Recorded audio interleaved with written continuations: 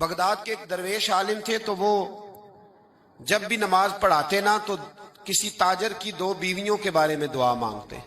توجہ ہے میری بات پر؟ نماز پڑھاتے تو کہتے اللہ اس تاجر کی 2 بیویوں کو اپنی خاص رحمتیں عطا فرما.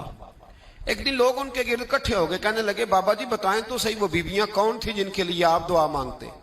تو فرمانے لگے میرے شہر کا ایک تاجر تھا، بہت بڑا تاجر تھا، مالدار تھا پر بے اولاد تھا.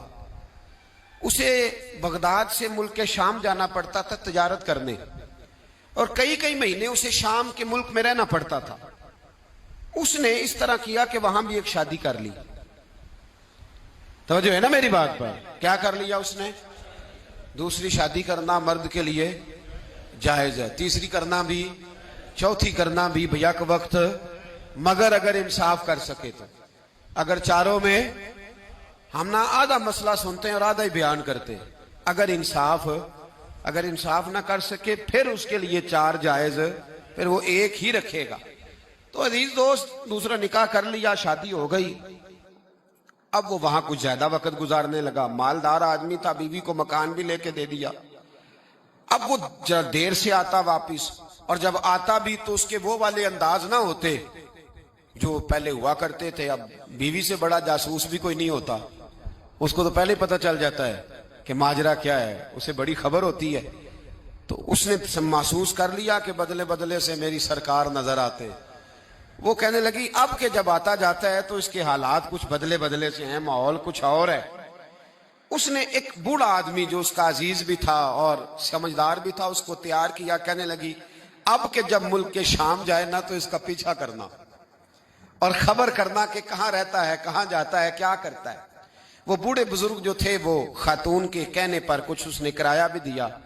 وہ اس تاجر کے پیچھے گئے اور واپس آ کے خبر دی. کہنے لگے کہ یہ تو 2-3 سال بیت گئے، اس نے وہاں بھی شادی کی ہوئی ہے، تجھے بتایا ہی نہیں. بی بی بڑی سمجھدار تھی، حوصلہ مند، زیرت، اس نے شور نہیں مچایا. اس نے کہا کہ میں نا اب جب آئے گا نا تو طریقے سے بات کروں گی اور پوچھوں گی کہ ایسا کیوں کیا. اور یہ بھی اس نے آ کے بتایا کہ اگر تیرے ساتھ نکاح کے بعد اسے اولاد نہیں ملی تو اولاد وہاں بھی کوئی نہیں. یہ مکمل تفصیلات. اب جب اس دفعہ خامند آیا تو آتے ہی وہ بیمار ہو گیا، کمزور ہونے لگا. اب خاتون نے مناسب نہیں سمجھا کہ آتے ہی دھڑام سے میں اس کے سر پر یہ پھوڑ دوں کہ تو نے نکاح کیا ہوا ہے اور مجھے بتایا نہیں. وہ ذرا تسلی میں رہی، کچھ وہ بیمار تھا، حوصلہ رکھا، خدمت کرتی رہی. کچھ دن گزرے تو وہ تاجر انتقال کر گیا، فوت ہو گیا. اب راز کھل نہ سکا، عدت گزاری، اور جب سارا مال جمع کیا نا تو اشرفیوں کی بوریاں بھر گئی. سارا مال اس بی بی کا، 4 بوریوں میں اشرفیاں، 4. یہاں تو پیٹ کا دوزخ ہے، معاذ اللہ، بھرتا ہی نہیں. حل من مزید، حل من مزید. وہ جو کہتے تھے نا کہ بس باہر چلا جاؤں اور باہر میں کچھ تھوڑے سے پیسے کما کے 2-3 سال میں لوٹ آؤں گا، پھر یہاں آ کے کوئی کاروبار کروں گا. وہ گئے ہیں تو واپس نہیں آئے. وہ جو کہتے تھے نا بس میں نے اتنا سا کاروبار کرنا ہے کہ مکان بن جائے، انہوں نے 4 مکان بھی بنا لیے ہیں، لیکن بریک حل میں مزید کی دوڑ ہے. اب 4 بوریاں اس عورت نے چھپائے رکھی. کوئی بندہ نہیں جانتا بغداد میں کہ ملک کے شام میں تاجر کی دوسری بیوی بھی ہے. جب وہ فارغ ہوئی تو اس نے اس بوڑھے جاسوس کو پھر بلایا اور 2 بوریاں اونٹ پہ رکھی، خود بھی ساتھ بیٹھی اور ملک شام گئی. اللہ اکبر. وہ بزرگ کہتے ہیں میں ایسے ہی نہیں دعا کرتا. اس کو جا کے کہنے لگی میں اکیلی وارث نہیں ہوں، آدھے کی وارث تو بھی ہے.